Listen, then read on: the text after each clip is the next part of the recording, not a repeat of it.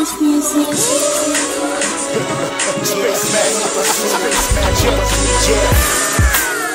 mboka soldier, lyrics comme Akatora Koja. Ici ce qu'il y a fait ça part la brise. Moi les j'ai ramené qui pour la mist. Mwana mboka soldier, lyrics comme Akatora Koja. Ici ce qu'il y a fait ça part la brise. Moi les j'ai ramené qui pour la mist. Bonsoir à tout le monde et à toutes. Bonsoir la terre. Bonsoir au paradis, que Dieu éternel tout-puissant bénisse tous les anges qui sont au ciel. Voilà, aujourd'hui on va parler sur la Trinité. J'ai senti une vague d'incompréhension chez les musulmans et surtout Zulula aussi, un incompréhensible Zulula. Que Dieu te pardonne. Je prie pour toi. Que le démon qui te domine éloigne de toi. Voilà. Donc aujourd'hui, on va essayer d'expliquer un peu ce que c'est la Trinité dans la Bible. Parce que les musulmans, ils ont trop gauloisé un peu comme Zulula les gens par rapport à la Trinité, en faisant croire que non, la Bible, la Trinité n'existait pas, justement parce qu'il n'y a pas le mot Trinité dans la Bible. Donc, il fallait que le mot Trinité existe dans la Bible pour qu'eux puissent croire que la Trinité existe dans la Bible. Voilà pourquoi je vais vous expliquer que la Trinité est bel et bien un truc qui est présent dans la Bible, malgré même si le mot elle-même n'existait pas dans la Bible, mais elle existe en parabole dans la Bible. Et nous verrons ça. Alors, suivons et regardez ce que nous devons comprendre. On va lire. Allez. Les musulmans nous posent souvent cette question: pourquoi la Trinité? Je ne vois pas le pourquoi. Le mot Trinité fait intriguer autant les musulmans. Beaucoup de musulmans nous posent souvent cette question: pourquoi on associe Dieu très haut avec Issa et Adam Issa? Et pourtant le mot Trinité n'existait pas dans la Bible. Je trouve ce genre de question vraiment débile. Je ne vais pas perdre mon temps à sortir des tas de versets pour en parler sur ça. Mais il y a une chose que vous devez comprendre: le mot Trinité n'existait pas à son époque, donc à l'époque de Christ. Tout comme le mot homosexualité aussi, car la Bible parle sur les gays, les homosexuels. Est-ce que ces mots existent dans la Bible? Non. Mais comment avions-nous su que la Bible parle sur l'homosexualité? Voici la réponse que la Bible elle-même nous donne sans pour autant utiliser le mot gay ou homosexuel. Lisons-le dans la Bible et vous allez comprendre, parce que beaucoup y parlent sans réfléchir, un peu comme Zulula. Donc voici ce que la Bible va nous enseigner sur l'homosexualité. On va essayer de comprendre par rapport à ça. Donc ceux qui ne comprennent pas, suivez cette vidéo et vous allez comprendre très bien. Alors, lisons ce que la Bible nous dit. Lisons. 20, verset 13. Si un homme couche avec un homme comme on couche avec une femme, ils ont fait tous les deux une chose abominable. Dans Lévitique 18, verset 22, on nous dit: tu ne coucheras point avec un homme comme on couche avec une femme. Donc là, on comprend, on nous parle des homosexuels, n'est-ce pas? Puisque on nous dit: tu ne coucheras point avec un homme comme on couche avec une femme. Au-dessus, on nous a dit: si un homme couche avec un homme comme on couche avec une femme. On a bien cité si un homme couche avec un homme, donc on parle de deux personnes semblables, c'est-à-dire PD. Donc, dans ce cas, vous avez saisi. On va lire la suite. Donc, on va lire. En lisant tous ces deux chapitres, nous comprenons que ça s'adresse aux homosexuels. Et que signifie l'homosexuel? D'ailleurs, le mot homo, c'est un préfixe qui signifie le même ou semblable. Alors, comme l'expression Trinité n'existait pas à cette époque de Isaïe, donc à l'époque de Isaïe, jamais il aurait pu utiliser le mot qui ne date pas de son époque, n'est-ce pas? Maintenant, si on veut décortiquer le mot Trinité, on comprend très bien que le mot Trinité vient du chiffre 3. Et si cela vient du chiffre 3 en 1, alors comment se fait-il que la lettre 3 égale 1? C'est un peu l'exercice que Isaïe avait donné. Lisons-le. Genèse 2, verset 24. C'est pourquoi l'homme quittera son père et sa mère et s'attachera à sa femme, et ils deviendront une seule chair. Donc ça c'est vraiment une mathématique spirituelle. Donc nous allons décortiquer cette mathématique spirituelle pour vous faire comprendre pourquoi la Trinité existe aussi dans la Bible, mais pas le mot Trinité, mais sous une autre forme. Comme on voit ici, l'homme quittera sa femme et ses familles, s'attachera à sa femme. Allez bon, on va lire la suite, afin qu'on puisse comprendre.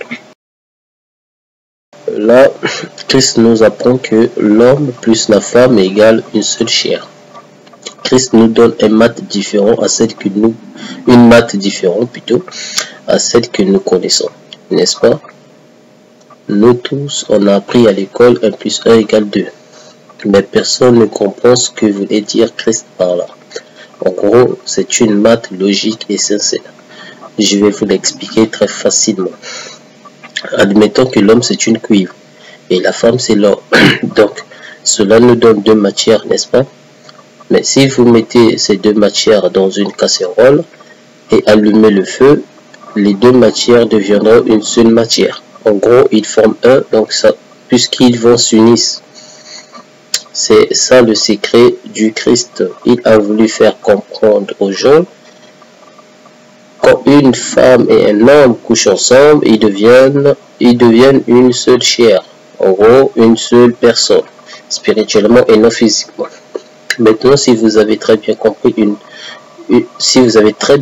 une simple maths que Christ a enseigné à l'humanité, alors essayons de comprendre le pourquoi la Trinité avec ce même exemple qu'on vient de faire.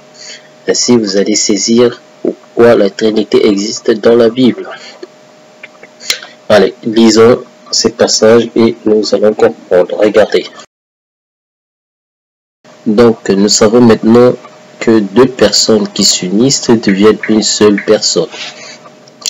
En amour, entre parenthèses sexuel ou pas. Car Christ a dit, aime ton prochain comme tu aimes toi-même. Alors, pour répondre sur ce qui concerne la Trinité, dont le mot catholique utilise souvent pour désigner le Père et le Fils et le Saint-Esprit. Bon, la Bible n'affirme pas directement la Trinité. Le mot Trinité n'existait pas dans la Bible, comme nous l'avions vu tout à l'heure, mais ce mot fut inventé afin de dire que le Père et le Fils et le Saint-Esprit font un, dans l'amour absolu. La preuve, Isaïe le dit lui-même dans Jean 10, verset 29 et verset 30. Jean 10, verset 30, là-bas il est écrit « Moi et le Père, nous sommes un ». Donc, nous comprenons que Isaïe voulait les faire comprendre que mon Père qui est aux cieux fait un avec moi dans son amour éternel. Comme Issa était le seul fils unique à comprendre les œuvres du Père, ainsi Issa dévoila le secret que être un avec le Père veut tout simplement dire être dans la fraternité et amour éternel. Car Christ le dévoile en rendant les gens, c'est-à-dire ses disciples, un avec lui et son Père. Ceux qui n'y croient pas, nous allons le lire tout à l'heure et vous verrez que Christ, il a rendu ses disciples un avec lui, avec son Père. Et ce qui fait sa force. Et vous allez comprendre pourquoi Christ a fait ça. Parce que Christ a tout pouvoir pour le faire. Donc, pour être bref, lisons. Lisons-le tout de suite. dans Jean 17, verset 20. Ce n'est pas pour eux seulement que je prie, mais encore pour ceux qui croiront en moi, par leur parole, afin que tous soient un, comme toi, Père, tu es en moi, et comme je suis en toi, afin qu'eux aussi soient un en nous, pour que le monde croie que tu m'as envoyé. Je leur ai donné la gloire que tu m'as donnée, afin qu'ils soient un comme nous sommes un. Alors, nous comprenons maintenant les paroles divines de Christ clairement. Lui et ses disciples, y compris le Père, font un. Donc, si Christ n'avait pas rendu ses disciples un avec lui et son Père, le monde n'aurait pu jamais comprendre les prophéties du Christ sur le sujet du Père fait un avec moi. Il fallait que ça soit ainsi. Voilà pourquoi, voilà ce que signifie la Trinité exactement. Mais, tellement les musulmans n'ont pas une connaissance des paroles divines comme Zullah, tout ce qui leur tracasse, c'est le mot Trinité. Chez Zullah, c'est le mot la chair qui le tracasse. Au lieu qu'ils se posent des questions d'abord sur leur livre, comme les musulmans doivent se poser leurs questions sur le Coran, et Zullah sur sa Bible, les inventions copie par copie. Voilà. Donc nous allons lire la suite ainsi que nous allons comprendre pourquoi vraiment la Trinité, parce que nous devons lire jusqu'à la fin pour comprendre ce que signifie réellement la Trinité. Ok, lisons. Comme le Coran en dit, la bonne charité commence par soi-même, mais non, les musulmans préfèrent juger d'abord les autres. Alors, comme je disais, il fallait que les musulmans nous posent cette question. Pourquoi Christ a rendu ses disciples un avec lui et Yahvé, c'est-à-dire Dieu le Père, si réellement Isaïe est Dieu? Ah, là, les gens qui comprennent très bien les Écritures, ils auront la facilité à vous reprendre. Comme je vais le faire maintenant, si la question fut posée vraiment, mais comme la question ne fut pas posée, moi, je vous la pose de votre part, lol. Enfin bref. Pour répondre à cette question, si Christ a rendu ses disciples et lui-même, y compris le Père, un, d'abord parce que Isaïe a dit ceci, dans Matthieu 28, verset 18, Jésus s'étant approché leur parla ainsi, tout pouvoir m'a été donné dans le ciel et sur la terre. Comme tout lui a été donné, alors pourquoi rend-il ses disciples un avec ses disciples, lui-même un? Il fait un avec le Créateur encore. Pourquoi? Eh bien, voici la réponse par la bouche du Christ lui-même. Déjà, tout pouvoir lui a été donné, donc il a le droit de le faire. Parce que s'il a tout pouvoir, ça veut dire que tout ce que lui peut exaucer, Dieu va l'accepter. Parce qu'il a ce pouvoir-là. Parce que tout lui a été donné. Donc, il n'a pas de limite. N'est-ce pas? C'est ce que Christ a voulu faire comprendre à ses disciples. Vrai ou faux? Si c'est faux, venez me contredire, je vous attends. Voilà, donc Christ avait tout pouvoir. Nous allons lire la suite ainsi que nous allons comprendre la suite du prophétie. Allez, lisons. Voilà, dans Jean 14, verset 3. Et lorsque je m'en serai allé et que je vous aurai préparé une place, je reviendrai et je vous prendrai avec moi afin que là où je suis, vous y soyez aussi. Donc, il va préparer une place pour ses disciples. Mais pourquoi le rend-il un avec lui et le Père? Et pourquoi part-il pour arranger une place pour ses disciples? Pour répondre en tout et en bref, la Bible nous dit ceci, lisons ensemble toujours dans le même chapitre. Et lorsque je m'en aille, que je serai allé plutôt, et que je vous aurai préparé une place, je reviendrai et je vous prendrai avec moi, afin que là où je suis, vous y soyez aussi. Vous savez où je vais, et vous en savez le chemin, c'est-à-dire vous savez où moi je pars, vous connaissez aussi le chemin. Et pourquoi reviendra-t-il les chercher pour faire ceci dans le royaume du Père? Regardez la réponse, lisez la réponse dans 1 Corinthiens 6, verset 2 jusqu'à 4. Ne savez-vous pas que les saints jugeront le monde? Donc si vous lisez dans verset 3, il est écrit, ne savez-vous pas que nous jugerons les anges? Donc, Christ et ses disciples, ils jugeront les gens, c'est-à-dire tous ceux qui iront au paradis pour être jugés, et ils jugeront aussi des anges, pour vous montrer qu'il y a des anges qui pêchent aussi, qui continuent à pécher jusqu'à aujourd'hui. Donc, nul n'est parfait. Vous voyez? Donc, ceci était pour vous montrer que même dans les cieux ou sur la terre, tout le monde pêche. Toute créature pêche. Et c'est la raison pour laquelle Christ a montré ce secret. Pour hériter le royaume du Père, il faut que tu fasses un avec lui. Être un avec le Créateur, c'est dans l'amour absolu. C'est ça qu'on appelle la Trinité. Christ partage le même amour que son Père, que le Saint-Esprit. Pas Zulula, Zulula c'est pas le Saint-Esprit, Zulula c'est un démon. Si vous croyez que Zulula il est le Saint-Esprit, il vous ment. Lui-même, si vous regardez ses anciennes vidéos, il vous disait que il n'est pas le Saint-Esprit. Il le confirme ainsi par sa propre bouche. Comment se fait-il encore qu'il précise encore que lui, il est le Saint-Esprit maintenant? Tout ça parce qu'il a modifié dans sa Bible. Vous comprenez maintenant le mystère? Donc, si vous croyez que Zulula est le Saint-Esprit, vous êtes en train de mettre le doigt dans votre propre œil. C'est comme un aveugle qui conduit un aveugle. Où vous allez alors? Qui montre le chemin?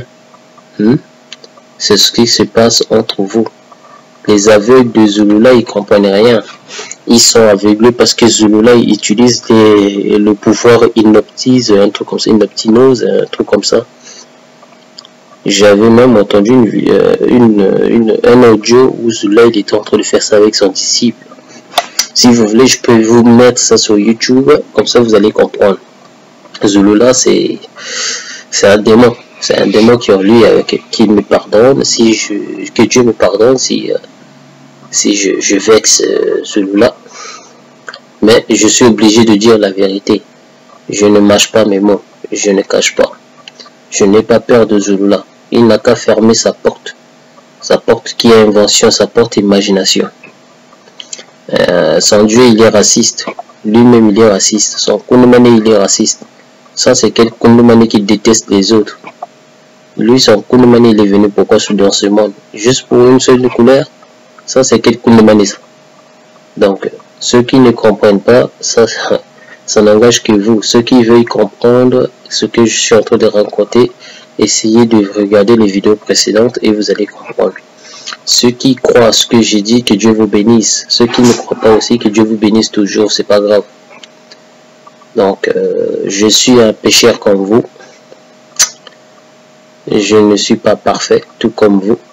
Je pêche aussi tous les jours. J'ai mes défauts.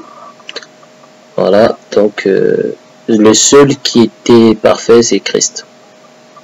Pour moi, c'est Christ qui est parfait. Donc, tous les brochures que je suis en train de lire, que ce soit apocryphe ou canonique, nulle part on me dit qu'il a péché. À moins qu'un criminel de parole qui vient, il criminalise les paroles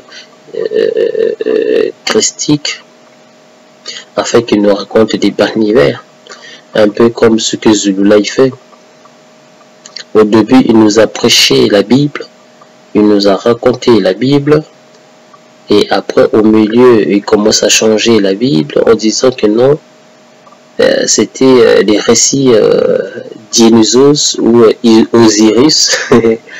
Là, actuellement, il commence à bouder encore Osiris, et pourtant, il avait accepté que c'était Osiris. Mais lui-même, il boude encore. Donc, en fait, il tranche ses propres propos. Tantôt, il dit oui, Jésus est Dieu. Mais lui-même, il va nier encore, non, Jésus n'est pas Dieu.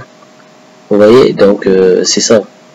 Bon, le truc de la Trinité, il va jamais nier ça, puisque, hein, sachez que dans sa Bible, on parle de Trinité. Hein, puisqu'il s'est rendu lui-même un avec son Kundumane, avec son Loba. Donc il fait un. Donc c'est pour ça il peut pas nier ça. Normalement, il devait vivre éternellement parce que on est là. Si Zulula il meurt, donc là il va comprendre que c'est un pécheur. Mais ce qui me fait peur, que le jour où il mourra, bah, il aura des problèmes avec le Créateur, parce que les mensonges qu'il est en train de propager, sans le savoir, alors que sa conscience à lui-même sait très bien qu'il est en train de mentir. Comme je dis souvent, ça je le dis par rapport aux disciples de Zulullah qui sont aveugles. Vous savez, on peut mentir une personne mais pas sa propre conscience. C'est ce que Zulullah vous fait. Il ment vous. Mais lui-même il sait qu'il ne peut pas mentir sa propre conscience, parce que sa conscience c'est ce qu'il fait. Sa conscience c'est qu'il est en train de mentir. Donc dommage. La raison pour laquelle il envoie des gens de venir supprimer mes vidéos, parce que s'il savait qu'il était dans la véracité, jamais il enverrait des gens de venir supprimer mes vidéos. Parce qu'il sait que mes vidéos lui font chaud. Ça chauffe son crâne, ça chauffe sa calvitie, ça chauffe son bout de billard. Donc essayez de comprendre quand même. C'est la vérité. Lui, il a le droit d'insulter. Nous n'avons pas le droit. Pourquoi? Alors, dans ces cas, s'il veut que nous, on ne doit pas l'insulter, dans ce cas qu'il laisse nos vidéos qu'on lui contredise. Lui, il contredisait Korashoku, non? Est-ce que Korashoku, il a envoyé des gens de supprimer ses vidéos? Et pourtant, vous savez, le nombre des croyants que Korashoku, un truc comme ça, qu'il a dans son église, il a critiqué beaucoup de gens, Zulullah. Vous savez combien de personnes qui croient à ces gens? Est-ce que ces gens-là, ils ont envoyé? Et pourtant, même ces gens-là, certains sont des faux prophètes aussi, mais ils savent. Est-ce qu'ils ont osé même envoyer des gens de venir soutenir les vidéos de Zulullah? Mais non. C'est toujours Zulullah qui passe son temps parce qu'il aime bien des j'aime. Vous voyez, quand j'ai démontré ils aiment des j'aime, c'est pour ça qu'il a envoyé des gens de venir supprimer mes vidéos. Il aime des j'aime à un point que vous ne pouvez pas comprendre. Parce que lui, si une vidéo n'a pas de j'aime, il va tomber malade. Donc, il faudrait que les vidéos puissent avoir beaucoup de j'aime. Remarquez, dans toutes ces vidéos, il dit toujours, vous verrez, tout le monde verra cette vidéo. Vous verrez les j'aime, vous verrez des commentaires. Vous voyez, donc cela prouve qu'il aime ça. Hein? La preuve. Pourquoi il supprime les vidéos, les commentaires qui le contredisent. Moi aussi, je vais supprimer les vidéos de ses disciples. Venez, vous dites, même si c'est bien ce que vous dites, je le supprime. D'ailleurs, vous dites jamais quelque chose de bien. C'est toujours des conneries, des mensonges, des barnivers, des propos pathétiques, comme vos raisonnements. Que Dieu nous pardonne. Franchement, on est tous des pécheurs. Hein? C'est pas normal. Vous venez dans ce monde-ci en rencontrant des barnivers comme ça. Zulullah prétend il fait un avec le Créateur. Non mais sérieux? Toi qui es né de chair, d'une mère et d'un père, tu oses dire que tu fais un avec le Créateur? Mais tu es taré, Zulullah. Christ fait un avec le Créateur parce qu'il est né sans tache. Toi tu es né avec beaucoup de taches. Tu as couché avec beaucoup de gens. Toi-même, tu dis c'est interdit de coucher avec les néphilim. Mais tu as couché avec les néphilim. Toi-même, tu dis il ne faut pas parler avec les néphilim. Mais tu parles avec les néphilim. En fait, tu fais le contraire à ce que toi-même tu enseignes. Ouais. Toi-même encore, tu dis dans ta Bible, toi, il faut coucher, l'homme de Loba doit coucher seulement, il doit coucher seulement avec une femme vierge. Avant de mariage, tout ça, il doit coucher avec une femme vierge, etc. Après mariage, il doit coucher avec une femme vierge, il doit se marier uniquement avec une femme vierge. Toi-même, tu as couché avec une femme, avec même plusieurs, tes ex, bon. Surtout celle actuellement, la Ngengeti, tu as couché avec, elle était déjà déviagée par 2 personnes, même plusieurs avant même, on peut dire. Puisque on peut pas dire que ces deux hommes-là qui l'ont donné des naissances, ils étaient ses premiers amants, non. Forcément, elle a eu déjà d'autres avant ça.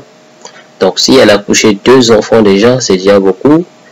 Et toi, tu viens, tu bouffes ça encore. Après, tu oses dire que non, les autres sont des pécheurs. Toi, tu pêches tout le temps. Tu es un pécheur. Tu n'es pas né En plus, tu mens. Tu dis que non, tu es le deuxième né, toi et ton Kundumani, vous étiez au paradis avant l'existence de la terre. Si vous étiez au paradis, vous deux, toi et ton Kundumani, comment se fait-il que toi, Kundumani, il descend sous la terre avec une mère qui s'appelle Eyume, selon ta Bible, Eyume. Bon, toi, tu descends sous la terre, tu ne descends pas dans le ventre d'Eyume. Ça n'a aucun sens. Il fallait que tu descends dans le ventre d'Eyume. Puisque tu as dit dans la Bible que toi aussi, tu dois te dépouiller comme Christ, il a fait. Donc, comment se fait-il que toi, tu t'es pas dépouillé dans le ventre d'Eyume? Ta maman, est-ce qu'elle était sainte? Non.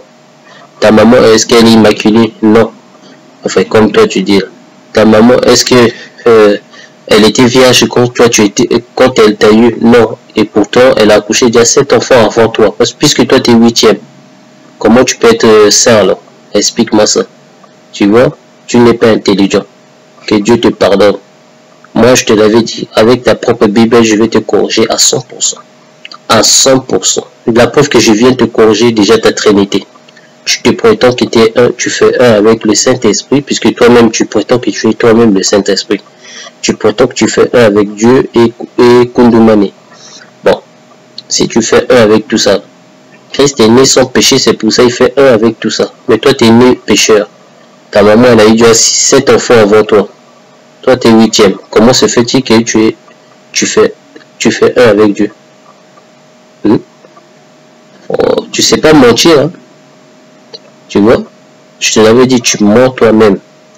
C'est la raison pour laquelle Christ avait dit, ce n'est pas ce que l'homme mange, c'est ça qui souillera l'homme. Mais c'est plutôt ce qui sort de sa bouche qui le souillera. Donc tu peux manger le porc comme tu veux. Tu peux manger tout ce que tu veux. Si tu crois que tu es en train de pécher, tu te trompes. Mais ce qui sort de ta bouche, c'est ça qui va te tuer. C'est ça qui va te souiller. C'est-à-dire, c'est ça qui va te donner le péché. Parce que la chair meurt et disparaît aussitôt. Mais l'âme ne meurt pas. C'est seul qui tue, qui peut tuer l'âme, qui peut donner l'âme une existence, c'est le Créateur lui-même. Et Christ, puisque Christ a créé l'homme. Je l'ai éprouvé dans plusieurs versions. Donc ça sert à rien que je revienne sur ça. Voilà. Donc Zenouna, continue à prêcher tes balles l'hiver. Moi je serai toujours ton adversaire. Je suis ton cauchemar jusqu'à l'éternité. N'oublie pas ça. Que Dieu te bénisse. Et que Dieu te pardonne. À la plus mon frère.